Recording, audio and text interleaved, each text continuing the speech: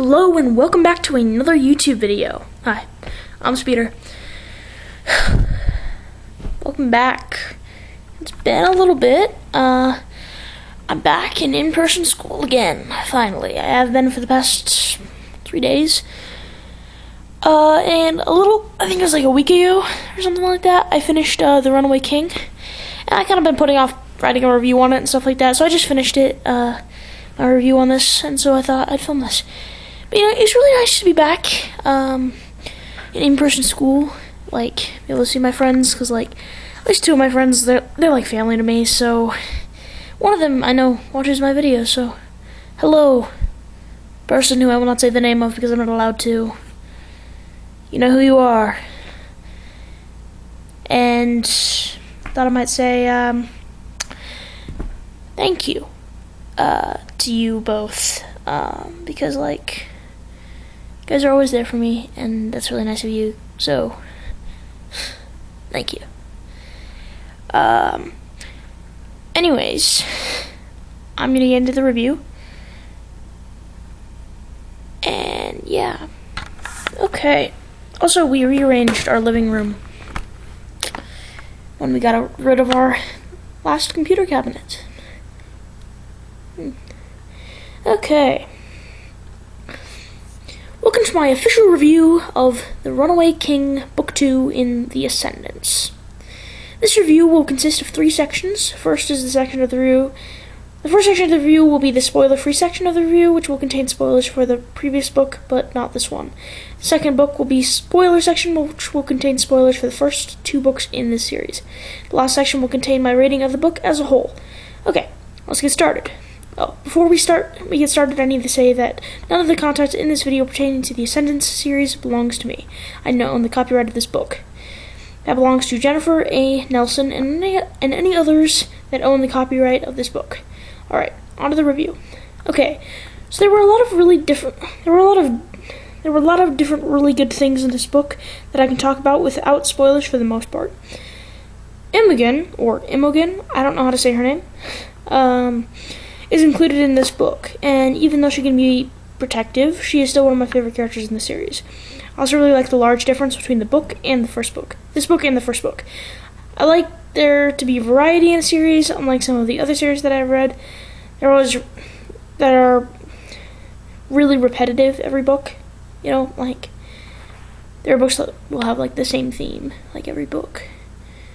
Like, Percy Jackson, Harry Potter. Both of those will, like, have, like, a similar theme, like, each book. Whoa, okay. Camera wants to switch on me. Hope that didn't show up in the video. Okay, let's see. Sorry, I got off script. The first book was all about Sage becoming Jaren once again, whereas this one is all about Jaren trying to save his kingdom in a different way. Can't really think of anything else to say without spoilers, so on to the spoilers section. Welcome to the spoilers section of this review. Now that I've given people a second to get off the video or skip ahead to avoid spoilers, let's move on to the spoiler review of this book. It has been a good many years since I last read this series, so I honestly cannot remember how the series ends. I remember that Sage is Jaren and the whole, I want to go to the pirates and challenge their leader to save my kingdom, and I remember Imogen and all that.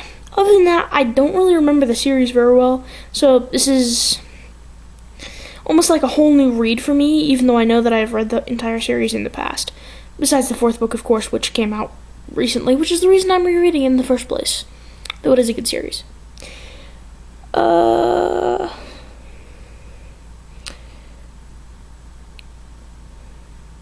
This book in particular had a lot of good things about it. It had adventure and a bit of mystery mixed in with a lot of moments that I was not sure what was going to happen.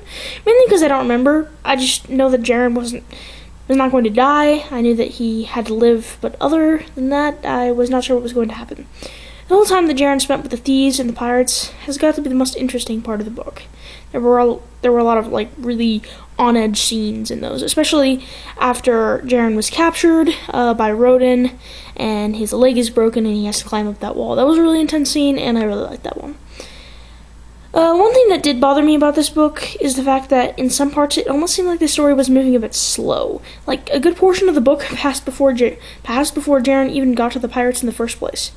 Other than this, there is not much I have to say on this book. It is not my favorite book ever, so I don't have as much to talk about as usual. Anyway, on to the rating of this book. Welcome back, people from earlier on in the video. This is the rating section of the video where I rate the book. This book is going to get a 4 out of 5 stars. Like I said in the Percy Jackson review I did, this means I enjoyed the book a lot, but it is not good enough for a higher rating. This book was really good. I just was not as invested in it as some other books that I've read, so I will give it a 4-star rating. Okay, so yeah, that was my official review of The Runaway King. I have not had a chance to do an editing session with my brother, Paylor. So, soon, possibly this weekend, I'll be editing that video and maybe posting it on the Keeper of the Games channel.